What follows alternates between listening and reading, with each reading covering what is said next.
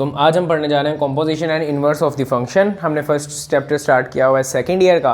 तो देखो composition of function का क्या मतलब होता है। सबसे पहले तो देखो, अगर एक फंक्शन है एफ ऑफ एक्स, ठीक है ना, और वो किसी एक आउटपुट तक जा रहा है लेकिन बाईपास करते हुए जा रहा है किसी दरमियान वाले फंक्शन के दरमियान। लेट्स सपोज कि ये फंक्शन एफ ऑफ एक्स है और ये पहले जार मैप कर रहा है जी ऑफ एक्स पे, और फिर जी ऑफ एक्स मैप कर रहा है आपके पास आपकी आउटपुट पे विच इज़ वाई, ठीक है ना। तो अगर आप लोगों का कोई फंक्शन ऐसे जा रहा है तो आप लोग इसे डायरेक्टली यहाँ से यहाँ पहुँचा सकते हो और उसे कह सकते हो जी ऑफ एफ ऑफ एक्स, ठीक है ना, कि जी के अंदर मैंने एफ ऑफ एक्स पुट किया तो मेरे पास वाई आ गया। तो इसे हम कहते हैं composition of function. Composition of function g of f of x कभी भी इक्वल नहीं होता f of g of x के इक्वल, ये नहीं समझना कि इसके इक्वल होता है, ठीक है।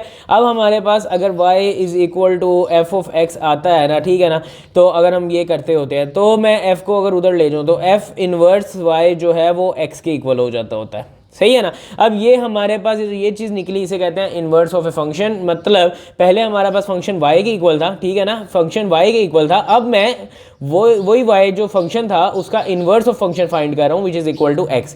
तो हमने जब भी इन्वर्स ऑफ फंक्शन फाइंड करना होता है तो इसी तरीके से फाइंड करना होता है। अब इसके ज़्यादा अंडरस्टैंडिंग यही थी यहाँ तक आर्टिकल के, हम इसके प्रैक्टिस MCQs इसी में सॉल्व कर लेते हैं, ठीक है ना, जितने हमारे से हो सकती है। सिंपल ये देखो 4x + 2 let me take some page. अच्छा 4x2 + 5x + 1 का अगर हमने इन्वर्स फाइंड करना है 5x + 1 का, ठीक है ना, ये हमारे पास इक्वल है, सबसे पहले देख लो एफ ऑफ एक्स के, ठीक है ना।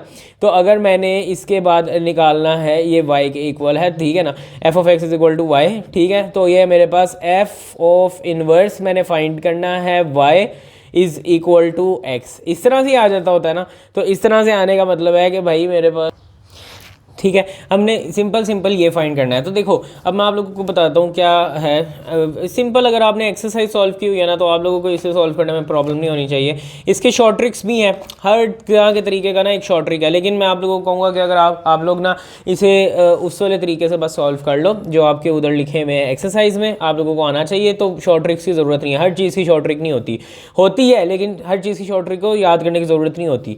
सिंपल आपने वाई की फॉर्म में एक्स की फॉर्म में लिखना है, एक्स इज इक्वल टू की फॉर्म में लिखना है, ठीक है ना, क्योंकि आपके पास f of inverse y is equal to x था ना, तो आपने इस फॉर्म में लिखना है। तो हम क्या करेंगे 4x + 2 is equal to 5xy + y, ठीक है ना, वहाँ पर जाकर मल्टीप्लाई करा दिया। अच्छा देखो मैं इसे ना ज़्यादा वो भी नहीं कर रहा, एक्सप्लेन भी नहीं कर रहा, क्योंकि अगर आप लोगों को एक्सप्लेनेशन चाहिए यूट्यूब पे वीडियोस पड़ी हैं जो हर एक्सरसाइज की हर प्रॉब्लम आपको एक्सप्लेन करा रहे हैं। मेरा मकसद बस यहाँ पे आपको एंट्री टेस्ट के हिसाब से तैयार करवाना है, सही है ना। तो अब हमने क्या करना है कि 2 - y को मैं इधर ले आया और is equal to 5xy - 4x कर दिया मैंने, सही है। तो ये मेरे पास आ गया 2 - y इज इक्वल टू, यहाँ से मैंने कॉमन ले लिया x, तो ये आ गया 5y - 4 5y - 4 और ये x आ गया मेरे पास। और इधर आगे मैंने जब डिवाइड किया 2 - y over 5y - 4 is equal to x, ये x आ गया, ठीक है ना। तो ये मेरे पास मतलब आ गया f of inverse of y आ गया। मैंने f ऑफ इनवर्स ऑफ वो फाइंड करना है, फंक्शन फाइंड करना था,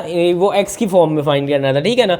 क्योंकि तो हम यहाँ पे क्या कर देते होते हैं, इसे x पुट कर देते होते हैं, 2 - x 5x - 4, ठीक है ना। तो मेरे पास ऑप्शन क्या आ रहा है, ये आ रहा है, उधर 2 - x आया है, ठीक है। यहाँ पे ना हमने बेसिकली ऊपर नीचे अगर माइनस से मल्टीप्लाई करवा दे, करा दे ऊपर नीचे, तो आंसर हमारा ये बन जाएगा, ठीक हो गया। उसके बाद हमारे पास आता है इन्वर्स ऑफ 3x³ + 7। सिंपल है, 3x³ + 7 को आपने y के इक्वल रख लिया, y इज 8। उसके बाद आपने क्या किया, y - 7 divided by 3 1/3 is equal to x आ गया, ठीक है ना। तो ये इसका हमारे पास आंसर आ गया। y की जगह हमने x पुट कर देना तो x - 7 आ जाएगा, ये मैंने आप लोगों को बताया। इन्वर्स ऑफ नेचुरल लॉग, अच्छा इन्वर्स ऑफ नेचुरल लॉग अगर हम कैलकुलेशन से फाइंड करें ना तो कुछ भी नहीं है, y is equal to natural log x है, ठीक है। अब इसका मैंने इन्वर्स फाइंड करना है, मतलब x की फॉर्म में रिप्रेजेंट करना है। तो जब भी मैं x की फॉर्म में, इसे हमने इस फॉर्म को x की फॉर्म में रिप्रेजेंट करना होता है तो हम लिख देते हैं ey is equal to x, मतलब ये इसी की रिप्रेजेंटेशन है। तो हमने x को y से रिप्लेस कर, y को x से रिप्लेस कर दिया, ये आंसर आ गया। ये आप लोग वैसे भी ज़हन में रख लो कि इन्वर्स अगर नेचुरल लॉग ऑफ x का ये होता है, और इन्वर्स हमारे पास अगर उसने कह दिया ना कि y is equal to 10x, 10 की पावर x। अगर y इज इक्वल टू 10 की पावर x आ गया तो इसे भी अगर मैं देखूँ मैंने दूसरी तरीके से रिप्रेजेंट करना है तो मैं रिप्रेजेंट कर सकता हूँ इसे log की बेस 10 और x इक्वल, ठीक है ना, log की base 10 y is equal to x, इस तरह से रिप्रेजेंट कर सकता हूँ इसे। x की y की जगह मैंने x लगाया तो आंसर मेरे पास ये आया। या आप लोग जहन में रख सकते हो, आप लोगों को ज़रूरत नहीं है इसका वो करने की, ठीक है ना, कि बार बार इसकी कैलकुलेशंस करो। अब मैं आप लोगों को कुछ MCQs कराता हूँ बड़े मज़े के। यहाँ पे आपके पास एक इवन फंक्शन है, एक ऑड फंक्शन है, देन ये हमारे पास क्या होगा, f of g of x क्या होगा, ऑड होगा कि इवन होगा? ये इवन होगा। क्यों होगा? आप लोग करके भी देख लो, आंसर आपका इवन ही आएगा। लेकिन मैं आपको एक ट्रिक बता दूं, पहला वाला इवन हो दूसरा वाला ऑड हो, या पहला वाला ऑड हो दूसरा वाला इवन हो, या फिर दोनों इवन हो, तो हमेशा f of g of x या g of f of x या जी ऑफ एक्स हमेशा आंसर इवन आएगा। इन केस दोनों ऑड है, सिर्फ इस केस में कि दोनों ऑड हैं, सिर्फ इस केस में दोनों ऑड हैं, तभी आपके पास आंसर जो है वो हमारे पास ऑड आएगा, तभी आपके पास f of g of x odd आएगा। इन अदर देन डैट किसी केस में भी आपके पास ऑड नहीं आएगा, इवन ही आएगा। ये मैंने आप लोगों को बड़े मज़े का ट्रिक बताया, आप लोगों को सॉल्व करने की ज़रूरत ही नहीं है। देख लो भाई, पहला ऑड है दूसरा इवन है, ठीक है ना, इवन आंसर आएगा। अगले लेक्चर में हम लोग बेसिकली पढ़ेंगे लिमिट्स ऑफ द फंक्शन के बारे में कुछ पढ़ेंगे, और तेज़ी से पढ़ के इसके MCQs देखेंगे, और इंशाल्लाह हमारा ये लेक्चर जो है ये ख़त्म हो जाएगा चैप्टर। मिलते हैं नेक्स्ट एपिसोड में। अल्लाह हाफिज़।